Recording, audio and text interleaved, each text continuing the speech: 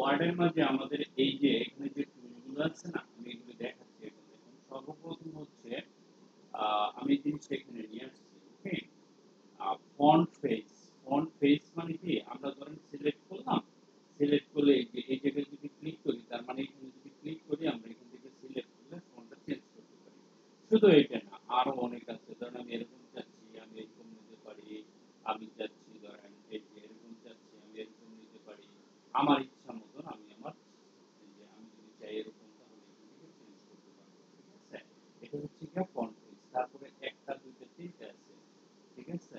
এখানে দেখেন নাম্বার। আমি তারপরে আরেকটু সিলেক্ট করি। ধরেন আমি এই যে এই জায়গাটা সিলেক্ট করলাম। সিলেক্ট করার পরে এখান থেকে 16 আছে। ঠিক আছে? 16 বাই ডিফল্ট দেওয়া আছে। আমি যদি বলি যে না আমার 16 না, আমার 20 লাগবে, তাহলে দেখেন 20 এর মতো হয়ে গেছে। ঠিক আছে? বড় হয়ে গেছে। তারপরে যদি আরো বেশি নিতে চান তাহলে আপনি নিতে পারেন। এটাকে বড় করতে পারেন।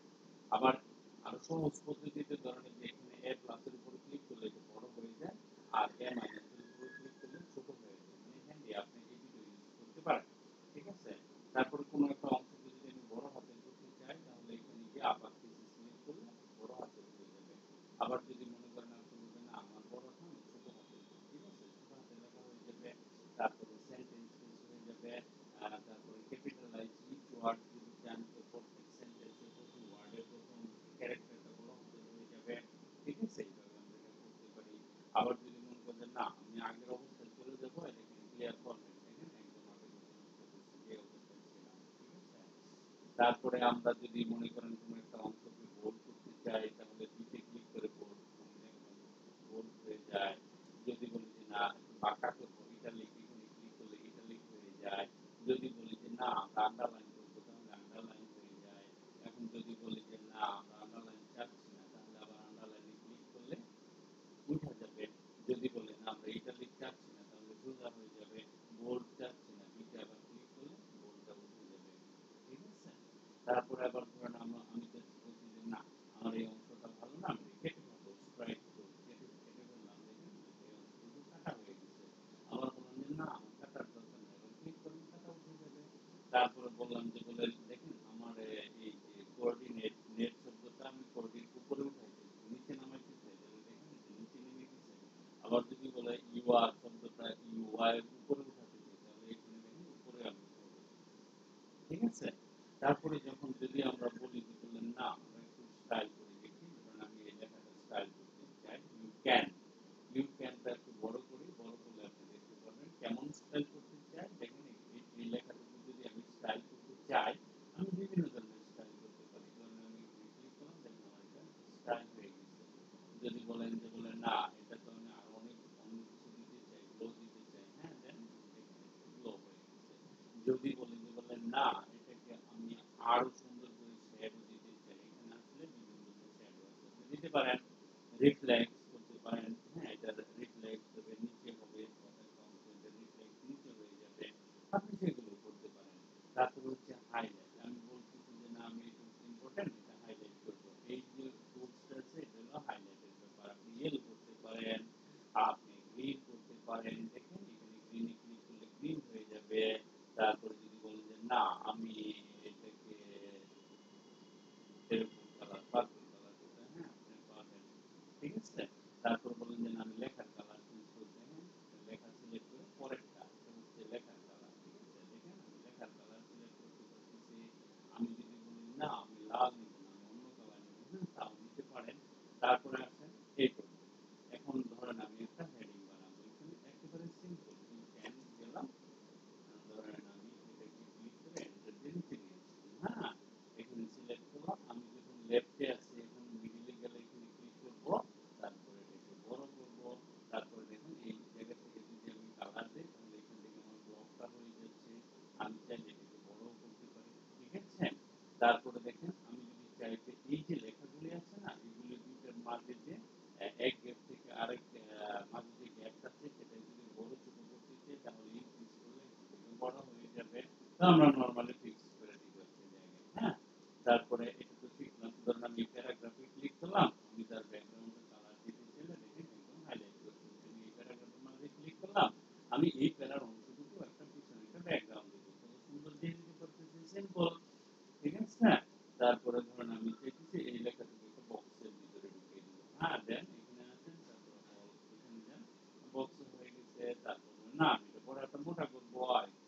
যাবেন, যাওয়ার পরে ধরেন এখানে বিভিন্ন ক্যাটাগরি বর্ডার আছে, আপনি বর্ডারটা সিলেক্ট করলেন, তারপর বলুন যে আমি এটাকে কালার দিব, হ্যাঁ আপনি কালারও দিতে পারেন, কালার চুজ করেন, কালার চুজ করে এখানে তারপরে ধরেন আপনার ক্লিক করলে এরকম হয়, এটাতে ক্লিক করলে এরকম হয়, এটাতে ক্লিক করলে এরকম হয়, এখানে ক্লিক করলে তারপর কালার রেড কালার করলে রেড কালার হয়, তারপর ধরেন আপনি এখানে ক্লিক করলেন, এখানে ক্লিক করলে আপনার এই জিনিসটা কালার হয়ে যাবে, তারপরে একটা ওকে করবেন, দেখেন আমি এই জিনিসটাকে কালার দিতে পারি, তাই না? তো এই জিনিসগুলো আমরা করতে পারি। তারপরে ধরেন এখানে যদি আমরা কিছু লিস্ট বানাই, ধরেন আমরা কিছু বাজারের লিস্ট বা কোন একটা লিস্ট আর কি আপনি যদি এরকম বানান, বানানোর পরে এই লিস্টটাকে যদি জাস্ট ক্রিয়েট করতে চাই, তাহলে আমি এখানে গিয়ে এখান থেকে যে কোনো ধরেন আমি এই জিনিসটা নিতে পারি, আপনার এটা পছন্দ না হলে এটা নিতে পারেন, আপনার এটা পছন্দ হলে এটা নিতে পারেন, আমরা এরকম লিস্ট বানাতে পারি, দ্যাটস নট এ প্রবলেম। তারপরে আসেন এখানে নিচে আসেন, হ্যাঁ এখানে আসলাম, আমি বললাম যে না আমি এটাকে নাম্বার দিব, সিম্পল ভাবে আমি নাম্বারিং করতে পারি, এবিসিডি দিতে পারি, ওকে। তারপরে আমি বললাম যে না আমি একটু অন্য কিছু করবো, কি করবো, যে ধরেন এখানে আসলাম, আসার পরে এটাকে নাম্বার আবার নাম্বার দিয়ে দেয়, দেখুন 1 2 দিলে এখান থেকে 1 2 এই সিরিয়ালটা পাচ্ছে, নিচে নামাই দেন তাহলে হবে। আমরা একটু জুম করে দেব, তারপরে সিরিয়াল পাবে।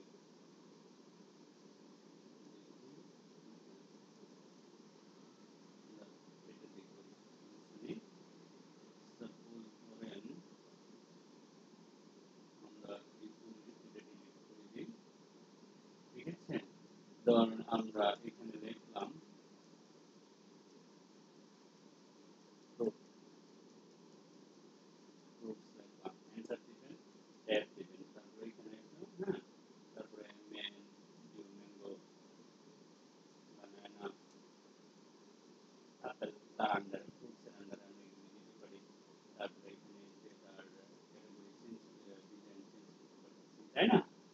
এই হলো এটার ব্যাপার। তারপরে এই তিনটার ব্যাপার। আর এখানে হচ্ছে যে ইন্ডেন্টেশন, এটা কেন কাজে লাগে, ধরেন আপনি এই অংশটুকু শুধু এই অংশটুকু সরিয়ে এখানে একটা পিকচার নিয়ে আসবেন, আমি এখানে ক্লিক করলে এই যে এদিকে চলে যাবে ডান দিকে, আর এটাতে ক্লিক করলে বাম দিকে চলে আসবে, ইন্ডেন্টেশন এখানে নিয়ে আসলাম, ঠিক আছে? নিয়ে আসার পর আমি বললাম যে আমি এখানে একটু ছবি নিয়ে আসবো, আর ছবি আনতে গেলে সবচেয়ে বেস্ট ওয়ে হচ্ছে শেপ, তাই না? আমরা এখানে গেলাম, ধরুন আমি এর ভিতরে একটা ছবি নিতে পারেন, এই জায়গাতে ক্লিক করার সাথে সাথে শেপ চলে যাবেন, তারপর পিকচারে যাবেন, পিকচারে যাওয়ার পরে এখান থেকে আপনি আপনার ডেস্টিনেশন যেখানে পিকচার রাখা আছে সেখান থেকে আপনি পিকচার নিয়ে নিতে পারেন, এখানে ক্লিক করলেন আপনার পিকচার চলে যাবে, ঠিক আছে? আবার যদি মনে করেন এখানে এই পিকচারটাকে বিভিন্ন ধরনের এরকম পিকচার যদি আরো নিয়ে আসতে চান, দেখা যাচ্ছে আমি এখানে যাবেন, ধরেন আপনি এই পিকচারটাকে এরকম একটা পিকচার দিতে চান, ঠিক আছে? আবার আমি চাচ্ছি যে না এই পিকচারটা এইখানে লেখার নিচে হবে, এরকম এরকম লেখার নিচে পিকচারটা আমি নিয়ে আসবো, এখানে যান, যাওয়ার পরে এখান থেকে একটা পিকচার নেন, ধরুন আমি পিকচারটা নিলাম, কিন্তু আমি এটা লেখার নিচে নিতে চাই, নো ইস্যুজ, এখানে নিলাম বিহাইন্ড দ্য টেক্সট, এইভাবে আমরা এই জিনিসটা ইউজ করতে পারি, ঠিক আছে? তারপরে আমরা আসতেছি কিছু ওয়ার্ড নিয়ে, ধরেন এখানে বললাম, এটাতে গেলাম, এটাতে গেলাম, এটাতে গেলাম, ধরেন আপনার এরকম অনেক 1000 ওয়ার্ড আছে, ঠিক আছে? এই ওয়ার্ডগুলো আপনি অ্যাসেন্ডিং ডিসেন্ডিং করতে চান, এইখানে গেলে দেখেন এই যে অ্যাসেন্ডিং অর্থ এ বি সি ডি এই অর্ডারে হবে।